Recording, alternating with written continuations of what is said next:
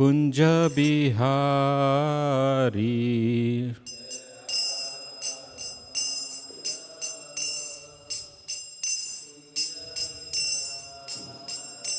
जय राधा माधव कुंज बिहारी।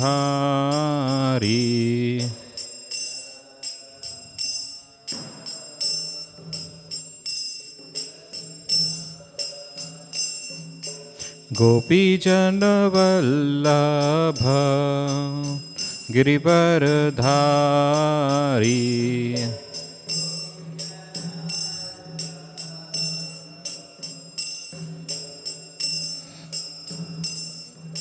गोपीजन वल्लभ गिरिवरधारी।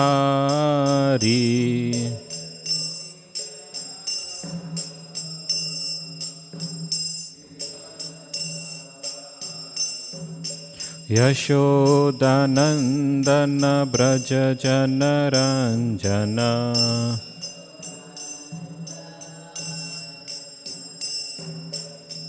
यशोदानंदन ब्रज जनरंजन।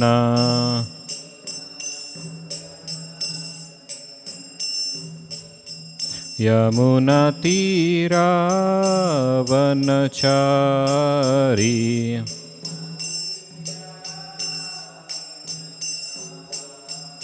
यमुना तीरा वनचारी।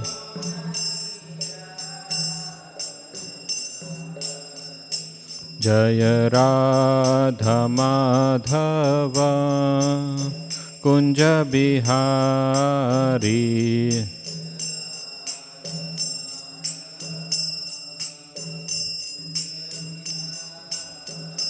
जय राधा माधव कुंज बिहारी।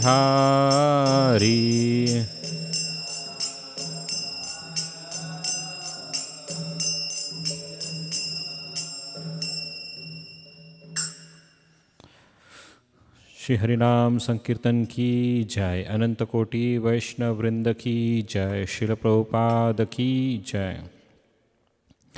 ओम नमो भगवते वासुदेवाय।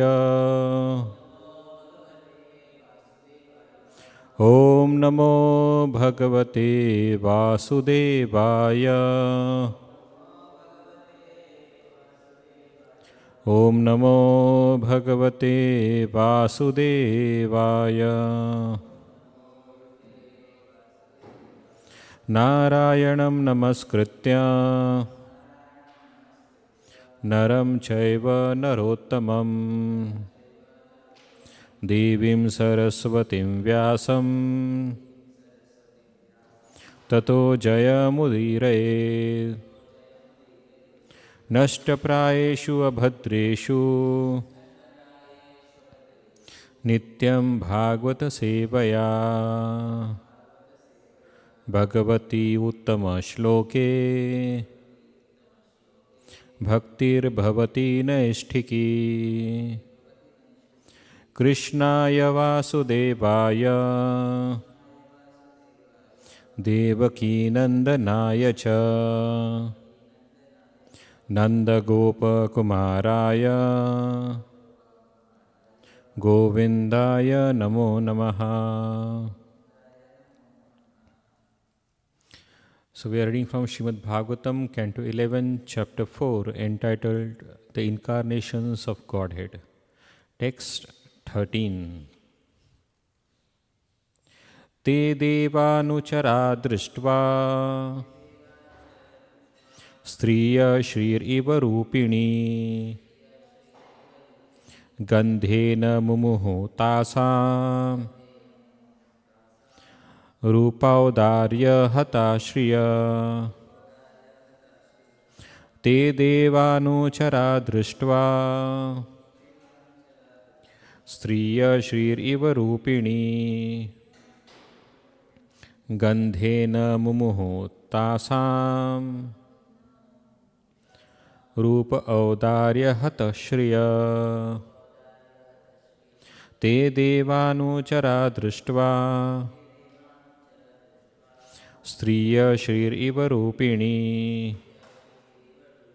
गन्धेन मुमुहतासां रूपौदार्यहतः श्रियः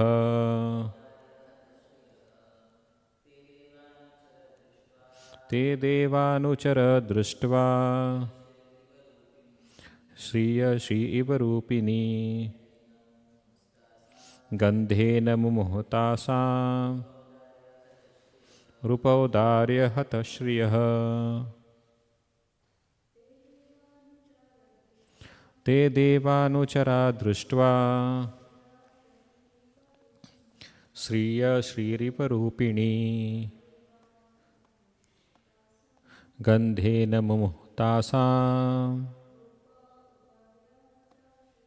रूपौदार्यहतः श्रियः. So word to word translation. They, Devanucharaha, the followers of the demigods. Drishtva, seeing. Striyaha, this woman. Shri, the goddess of fortune. Eva, as if. Rupinihi, in person. Gandhena, by the fragrance. Mumuhu, they become bewildered. Tasam, of the woman. Rupa, of the beauty. Audarya, by the magnificence. Hata, ruined. Shriyaha, their opulence. Translation. When the followers of the demigods gazed upon the fascinating mystic beauty of the woman created by Nar-Narayan Rishi and smelled the fragrance of their bodies, the minds of these followers become bewildered. Indeed, upon seeing the beauty and magnificence of such woman, the representatives of the demigods were completely diminished in their own opulence. Since there is no purport to this, we will go ahead with the next shloka. Tan aha deva devesha pranatan prahasan iva asam ekatmam vrindhvan savarnam swargabhushanam. Translation and purport by the disciples of His Divine Grace A.C. Bhaktivedanta Swami Srila Prabhupada Ki Jai.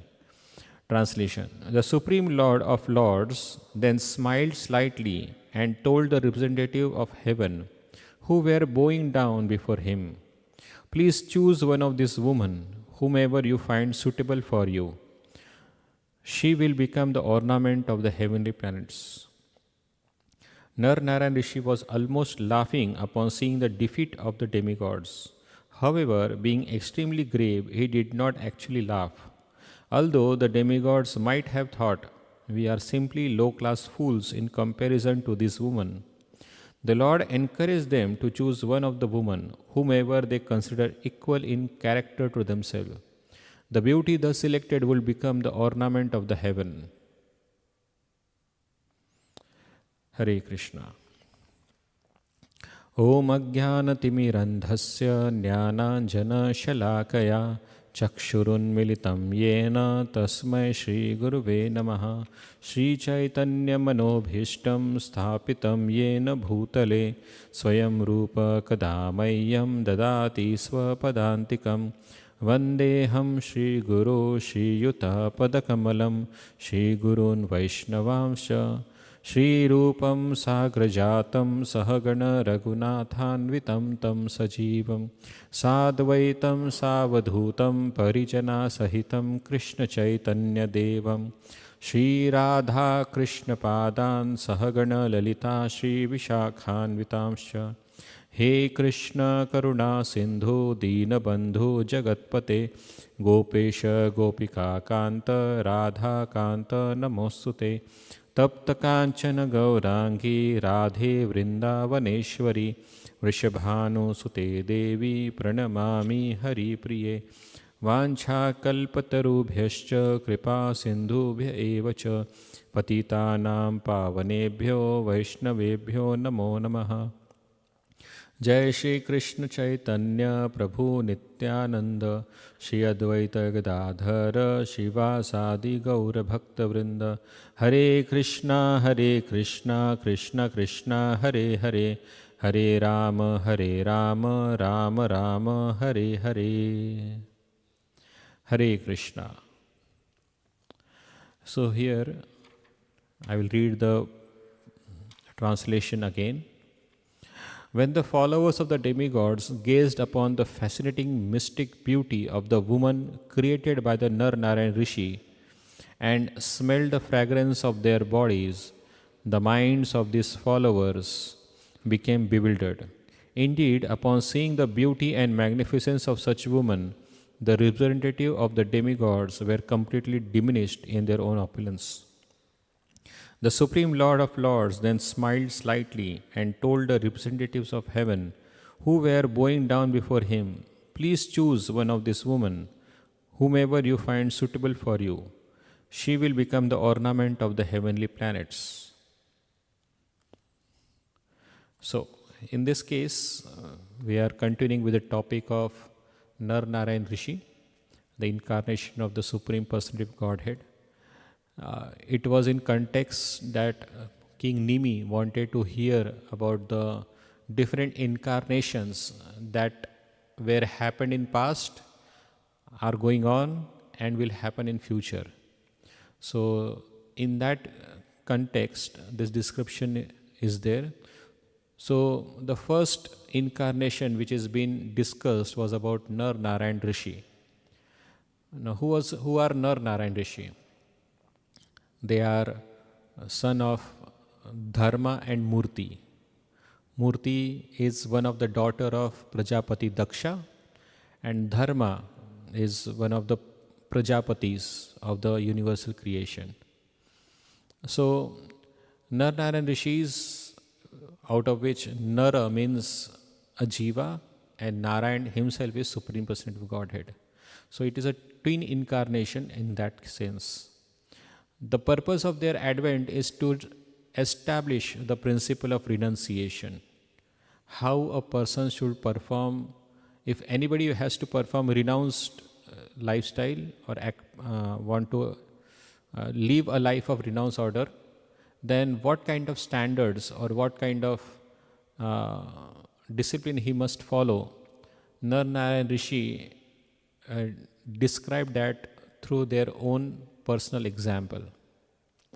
So it is well understood that Nar Narayan Rishi, because they are here in this material world to teach renunciation, so they were performing tapasya. And while performing tapasya, because of their penances, it is the Lord of heavenly planets, Indra, become disturbed. And he started feeling insecure. It is quite natural that if somebody becomes insecure in his heart, he tried to diminish others so his own position remain intact. That is quite natural for the person.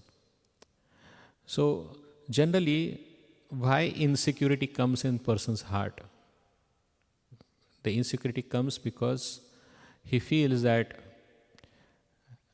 my position will be lost, or if somebody excel more than me, then somebody else will be glorified more than me.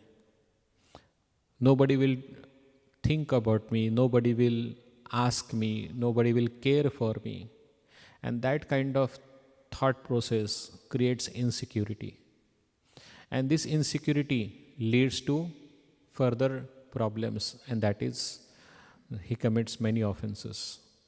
So here also Indra, who being one of the servant of the Supreme Lord, who being devotee of the Supreme Lord, still he was feeling insecure. Now it is quite natural for a devotee, it is quite natural for a materialistic person to feel insecure. But here we see a devotee like Indra, he is also feeling insecure.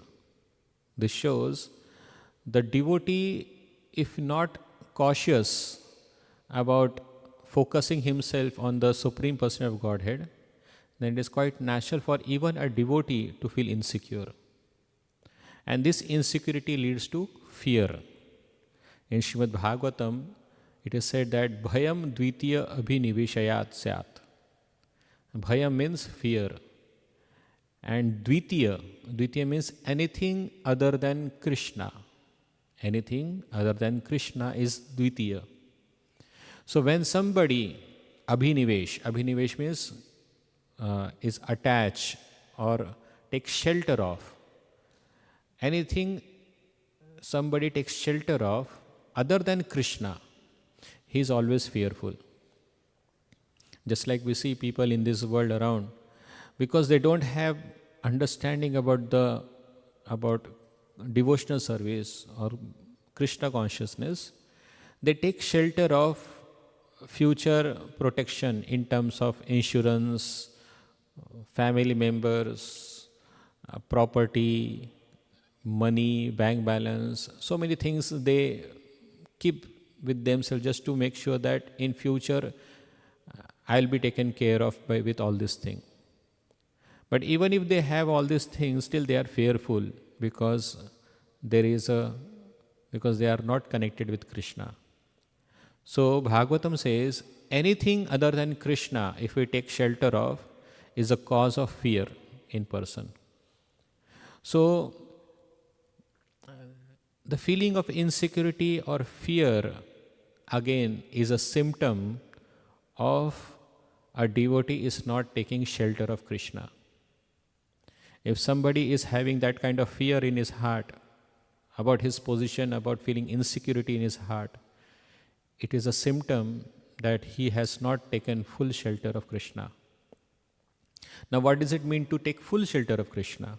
Again, somebody says, so if you mean to take full shelter of Krishna, then again, what is the symptom of that? Taking shelter of Krishna means to depend on Krishna. Again, what it mean by depend on Krishna? That is the Sharanagati process. So Krishna or Bhaktivinoda Thakur has described 6 limbs of Sharanagati. First is, the 6 are, the first one is doing whatever is favorable for practicing Krishna consciousness. Anukulyasya sankalpa pratikulyasya varjanam. Whatever is anukul or favorable for devotional service, accept it.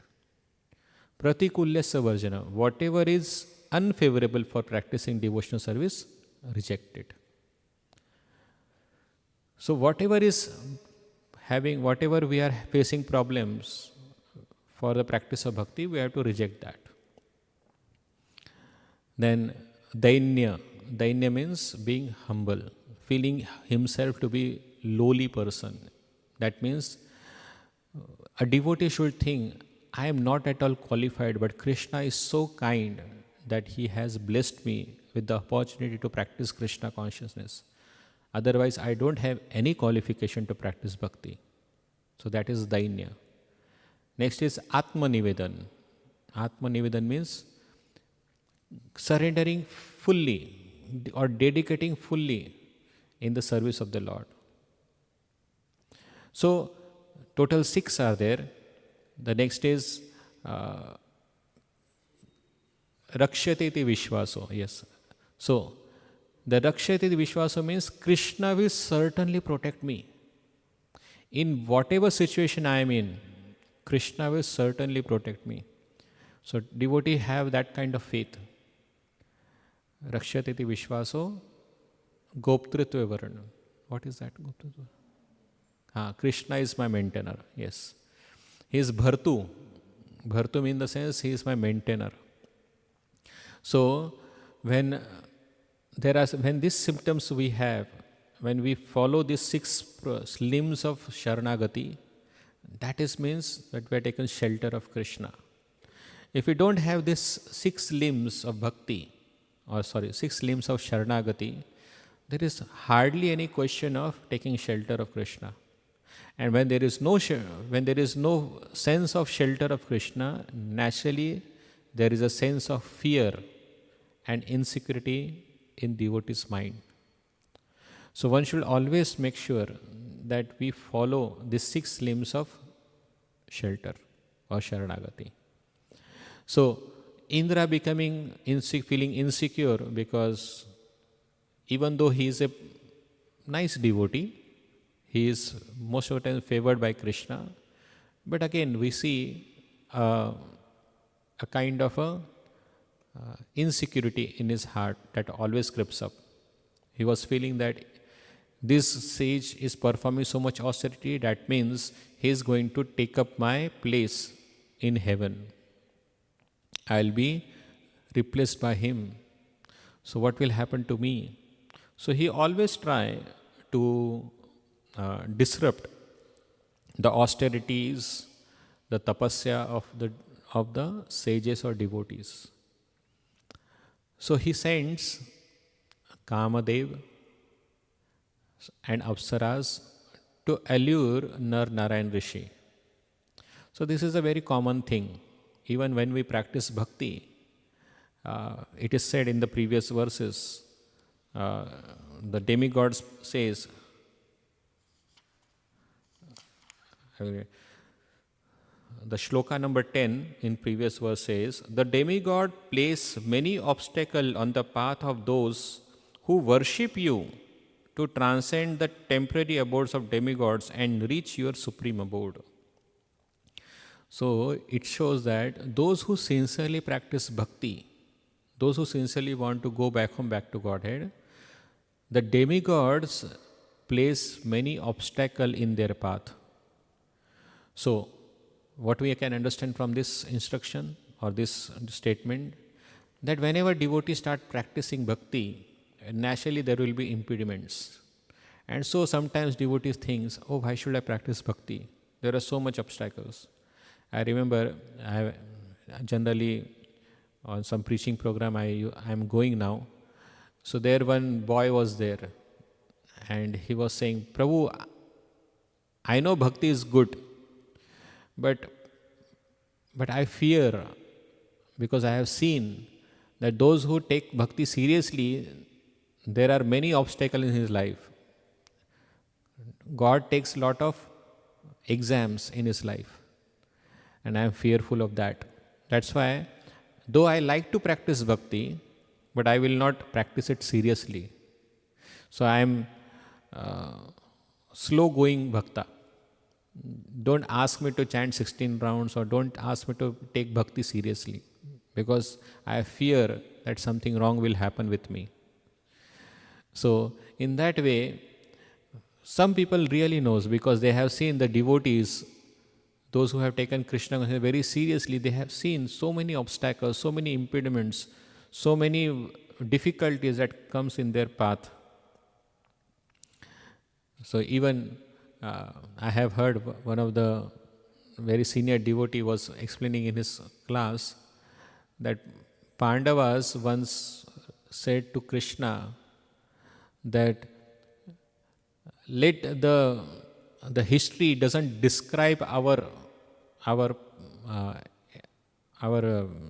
life story, because if somebody will hear about our life story, that how Pandavas went through a lot of suffering, then their faith in bhakti will diminish, because they will see that, oh, even after becoming devotee of Krishna, a devotee goes through so many difficulties. Then why to practice bhakti? Because generally people in this world comes to Krishna because they are facing so much problems in their life. And in order to overcome those problems, they come to God.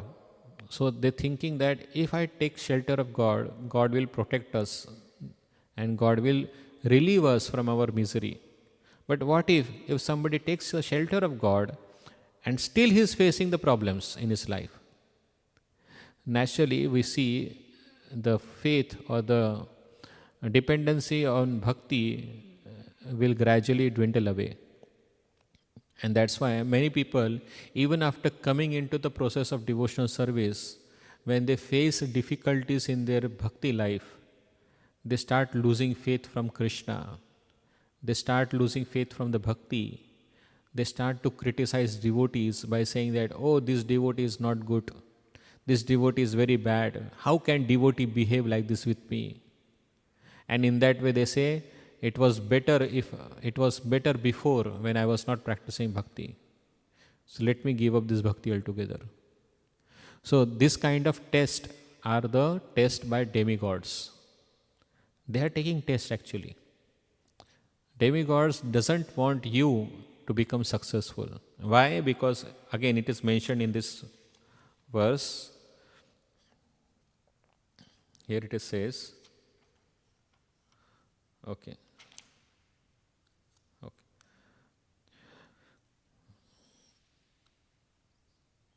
The demigods places the obstacle because they want favorable worship from these people. And as soon as they see that this person is going to leave their service, demigods puts obstacle on their path. So again, we see what demigods actually want. They want that this living entity should perform yajna. This demigod should offer offering to me. But when they see, oh, this person is leaving me, he is no longer going to worship me, then demigods start putting obstacles.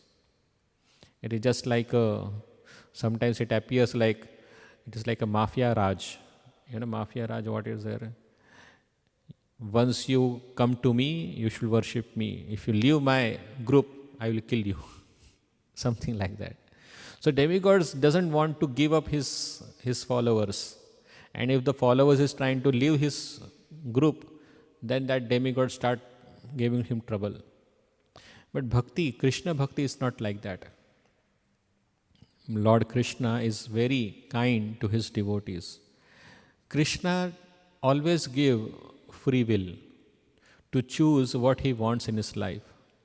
And as soon as he sees that as soon as he sees that a living entity is choosing him, Krishna provides all the necessary facilities in his life. There is one more misconception of the people that if we practice bhakti, there will be a lot of obstacles in my life. Krishna takes exams, Krishna takes tests in the life of a devotee, which is right, which is not wrong actually. But whose tests were taken by the Lord? Those who are very advanced. Lord personally takes charge of such devotee's life and test him, put obstacle in front of his life. But those devotees are very advanced devotees. But the devotees who are just practicing devotees, who have not even overcome anarthas in his life, generally such devotees are suffering in their life because of their own karma. The past karma they have accumulated in their life. So when the devotees or practicing devotees facing difficulty in their spiritual life, it is mostly because of their previous karma or the prarabdha karma they are facing.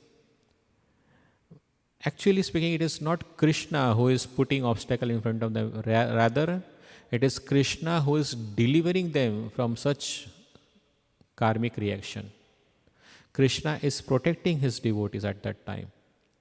So whenever a devotee, especially a practicing devotee, faces a problem, he should never think that it is Krishna who is sending this obstacle. Rather, he should take into consideration that it was my own karma because of which I am suffering, but Krishna is so kind that he is delivering me from this situation. That is a symptom of a practicing devotee. Practicing devotee never complain Krishna, why Krishna you are doing this thing to me? He always understand that I am suffering because of my own karmic reaction. But Krishna is so kind that he is removing me from this troublesome situation and making me closer to Krishna. So in that way, a devotee takes shelter of the Supreme Lord. Here we again see, going story ahead, Indra sent so many apsaras, Gandharvas and Kamdev, even Kamdev also he sent, just to allure Nar Narayan Rishi.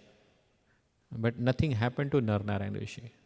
Kamdev have no jurisdiction over Madana Mohana, that is the Supreme Lord, who can even enchant the Madana or the Cupid himself. So one whose heart is already fixed up in Krishna consciousness, one who have Krishna in his heart, how is it possible that there can be any lusty desire in that person? Not possible. Madana or a Kam or Cupid can only attack or can only control that person whose heart is bereft of Krishna. But already were somebody who have Krishna in their heart, there is no possibility of Kamdev entering there, because even Kamdev becomes enchanted by Krishna's beauty. So, for a devotee, the lesson can be that as long as we don't get attracted toward Krishna, it is quite natural that we will get attracted towards the beauty of this world. It is quite natural. There was a wonderful story of Dhanurdas in South India, in Srirangam area. There was a servant named Dhanurdas. He was so enchanted to look at the beauty of his mistress that he used to carry an umbrella wherever that mistress go. And that mistress always use this Dhanurdas as a kind of to carry her belongings and everything. So he was acting like a menial servant for that mistress. And this person is very much attracted to this beautiful eyes of this woman. So whenever he used to serve her, he always looked at her eyes, because he was very much enchanted by that. So once there was a big procession of Lord Ranganath, and Lord Ranganath procession, and so many people were standing beside the road taking darshan of the Lord. But this Dhanurdas, he being so enchanted by the beauty of his mistress, that he was not even looking at the Lord procession. He was only keeping his eyes on the face of his mistress. So seeing that, Sripad Ramacharya became very much astonished. And he, after the procession went, he called this Dhanurdas, and Ramacharya asked, "Don't you even see how this wonderful procession is going on? What was so attractive in that woman that you even rejected seeing the Supreme Lord?" Dhanurdas said, "Oh, her eyes were so beautiful. There cannot be any such beautiful eyes in the whole of the world." So after hearing this, Ramacharya said, "If I show you even more beautiful eyes than your mistress, then what you will do?" Then Dhanurdas said, "If that is the case, then I will certainly take full shelter of that person. I will give my whole life to that person." So Ramacharya said, "Okay, tomorrow come in the morning. I will show you the most beautiful personality whose eyes are the top of the beauty." So he came in the morning, he went into temple.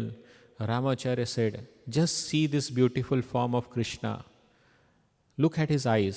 And as soon as Dhanurdas saw these eyes, he became so enchanted that he cannot take away his gaze from the beautiful form of the Lord, the beautiful eyes of the Lord. Factually speaking, by the words of Ramacharya, the deity form of Krishna showed his beautiful eyes to that Dhanurdas. Even Dhanurdas was not qualified, still Dhanurdas was able to see the beautiful eyes of the Supreme Lord, because it was Ramacharya who was a pure devotee of Krishna. So by seeing the pure beauty of Krishna's eyes, he gave up the attraction towards that mistress. So that is how we have to see. Anything we are attracted towards this material world indicates that we are not attracted toward Krishna. Because the day we get attracted to Krishna, naturally, attraction of this world will not bother us. So, those who are feeling very much attracted toward the material opulences and everything, it indicates that we have not taken full shelter of Krishna. We are not attracted toward Krishna. That is the case. So, after performing this act, Nar Narayan Rishi bewilders even the demigods, and then Nar Narayan Rishi, from his own potency, presents many beautiful apsaras in front of them. And Nar Narayan Rishi says, okay, you think you are beautiful? What about these women? And after seeing these women which Nar Narayan Rishi has created from his own potency, the demigod and demigoddesses who were there, they saw their own beauty to be insignificant in front of the beauty of those women created by Nar Narayan Rishis. And they feel so ashamed of their own beauty, they were thinking, we look like fools in front of these beautiful damsels. So, seeing that situation, Nar Narayan Rishi laughed and said, okay, take any one of them, whichever you find more beautiful. So for some time, they were just thinking whom to choose, because everybody is looking very beautiful. So after thinking for a long time, they chose the Apsara name Urvashi. It is said here in this verse. Okay, next verse, the 15th verse is that they selected Urvashi, the best of the Apsaras. Placing her in front of them out of respect, they returned to the heavenly planets. So, by taking Apsara, Urvashi with them, they went to the heavenly planets. So that is how Krishna, or the Supreme Personality of Godhead, completely dismantled the egoistic nature of demigods, thinking that they are the best of the world. They are so beautiful. But Lord Himself created such a beautiful apsaras from their own energy that even the demigods were feeling ashamed about their own beauty. So, again there is an instruction for the devotees in this case. Many times we feel that we have something better. I have some better skills, I have money, I have power, I have position. But when Krishna sees how puffed up this personality is, then Krishna sends somebody who is even more better than you. Just like here, the demigods were thinking that we are so beautiful, we are so enchanting. Then what Narayan Rishi did? To dismantle their ego, he sent somebody who are even more beautiful than demigods. Similarly, sometimes a devotee enters into this situation that I am best, or I am better than all the other people. I know much better than what other people know. So sometimes there is an egoistic tendency, or there is a puffed up understanding in him. But Krishna will send somebody who is even more better than you. And at that time, what you do is a test of your bhakti. Here, the demigods, understanding their foolish situation, what they did? Placing her in front of them out of respect, they returned to the heavenly planets. Seeing the Urvashi to be the most beautiful, even more beautiful than them, they respectfully bow down before her, and then they return to the heavenly planets. Similarly, when Krishna crushes our pride, whatever of the pride can come in any way. When Krishna crushes our pride, rather than feeling jealous, rather than feeling thinking that I am better, I will show how better I am, or entering into the competitive mode, It is better to offer our respects and then take shelter and then perform our devotional service properly. Go back to our natural situation of humility. That is what bhakti is all about. So we should never think, or even if we think that we are better, rest assured that Krishna is going to dismantle that pride from our heart. It is very easy for him to do that. We see here, the Supreme Lord of Lords then smiled slightly. He smiled. So when a devotee gets puffed up because of certain pride he has, Krishna just smiles. Krishna thinks, oh, this devotee is getting so puffed up. Okay, let me do something better for that person. And then Krishna does some magic. And that magic can be anything. So in that way, Narayan Rishi is controlling the situation. He reduced the pride of Indra to the ashes, and in that way the demigods, feeling defeated, they went back to their heavenly planets, and they spoke all those things to Indra, and Indra became very fearful, become worried. Oh, we have tried to take test of such a great personality. Then Indra comes and begs for forgiveness.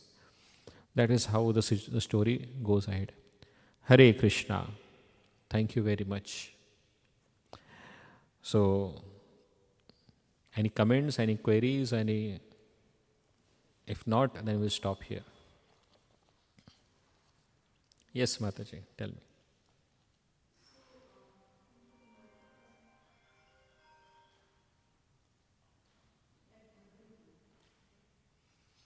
Sorry? Take other one, Prabhu. At? Badrinath, okay. At Badrinath, Prabhu, they were mentioning there were two big mountains, which is kind of standing on top of the Badrinath temple, where Lord Badrinath resides. So they were saying that they are Nar Narayan. I mean, they are those two mountains. I don't know anything. You don't know? Okay. I'm sorry. Yeah, I was wondering what is the deal about that. No, I don't know. Okay, Prabhu. So one more thing, Prabhu. I noticed, or we notice, devotees serving the Lord in the temple, and they find some other devotee not doing the service as their expectation. They think the standards need to be higher for the temple, and then they go and tell the department heads, okay, they need to, not doing it properly, we should tell them or whatever. So then when I hear these things, I feel thoughts come that they are probably complaining and it's not a good thing, is Krishna testing them? Then the other thought comes that is that because that devotee genuinely cares about Krishna and they want the standards to be higher, the best service, are they doing it in a good will, which is a good thing, or it's not a good thing? I mean, I shouldn't be judging, but these thoughts come. Where is Krishna, like you mentioned, is testing, right, devotees. So those thoughts come. So what should I make of that? I mean, I try to ignore those things because, you said, what is that? Pratikulya, that verse, right? So I try to ignore that, but then that happen often and that kind of is distracting. So what would you advise on that? Okay. So there are a few peoples who find faults. So you're thinking that, oh, this kind of finding fault is not good. And the other view comes in the mind, oh, maybe there is a genuine concern for the Krishna service. That's why they are saying, that's why they are complaining, or that's why they want to correct them. So both are the situation that can be true. We don't know what is there in see, there is one called as intention and there is something called as action. We don't know anybody's intention. Correct. Because intention only Krishna knows. True. We only see action. So, for both people, those who have good intention or those who have bad intention, both of their action looks same. Right? So we may not judge, we don't know what is the real situation. But the action is there, and the action is that there is a complaint that goes to the authority. So whether it is with good intention or with bad intention, we are not to judge that thing because we don't know. Even if now let me tell you the story from Bhagavatam itself, how the situation was there. Once the Brahma, when he was creating the universe, he created a Vaka Shakti or Saraswati Devi. And Brahma got attracted toward this Saraswati, a Vaka woman. Seeing that situation, that Brahma getting attracted to this woman, the 6 grandsons of Brahma was started to laugh. And then they started praying to Krishna, "Oh Krishna, please protect our grandfather. He don't know what he is doing. He is creating a bad example for the whole universe." So they saw the action of Brahma. What was the action? He was running after that woman. Not understanding what the real situation, they just judged it. And what was the result? Brahma didn't got anything. But these 6 people were cursed and had to take birth as Shadagarbhas into Devaki's womb, because they were cursed. So who was at the loss? These 6 people who misjudged just by seeing the action, they were at the loss. So similarly, intention we don't know, and if we judge somebody without knowing the intention, we are at the loss. So what we should do at this case, in such situation, as a devotee, we should see that maybe we should always give a benefit of doubt always to the other person. We should never think he is doing wrong always. Could be, just like as you said, maybe Krishna service should go nicely, that's why they must be making the complaint. So that is called as benefit of doubt. So a devotee should always try to see in this situation. But if you are in a position of position of an authority, if you are in the position of an authority where you can change the situation, then certainly there is no fault on you if you think like that, because you are authority. You have to take decisions. So at that time they are safe. That's why many times whenever Indra does anything nonsense, still he is protected by Krishna, because even Krishna knows the position of an authority is not very easy to practice. And even if Indra slips down from that situation, Krishna still protects him. Krishna still forgives him. So, as a bystanding person, or as a outsider, we should always give benefit of doubt by seeing the actions of others. But if we are in the situation of an authority, we should take action, and even if it is wrong or unintently wrong happens, still Krishna will protect. So no worry in that situation. Is that okay? Yes, Prabhu. Thank you Hare so much. Krishna. Hare Krishna. Yes, Mataji. Yeah.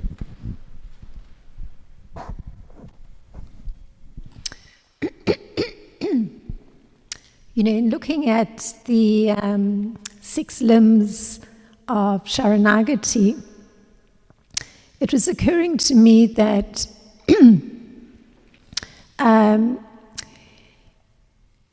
it obviously requires constant cultivation to be surrendering to the Lord completely, to to be conscious all the time of rejecting things that aren't favorable to devotional life.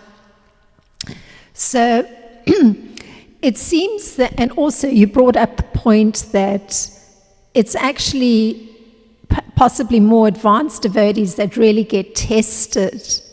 And I thought that was a very significant point, because when one thinks of the struggle with the nartas and at the same time trying to practice Sharanagati, it's obviously quite a difficult situation for a devotee going through the process. So one can understand that really, actually, it is the more advanced devotee that gets the test, because the situation for the devotee that's trying to progress is not an easy one and requires a lot of protection and care by more advanced devotees. So I was appreciating that point. Thank you, Mataji. Thank you for that appreciation. Yes, it is true that rather than complaining why Krishna taking test, we have to see that it is Krishna who is protecting us from the situation. Actually, Krishna protects his devotees. Krishna also knows that how poor we are. And Krishna takes test of only those people who Krishna knows that he is going to pass it. Krishna will never take that test where devotee will fail. So that much Krishna will not extend.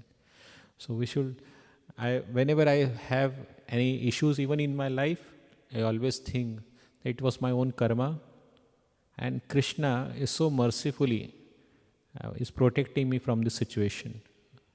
Otherwise some people say, oh, it is Krishna who is taking test. Krishna is causing problem in my life.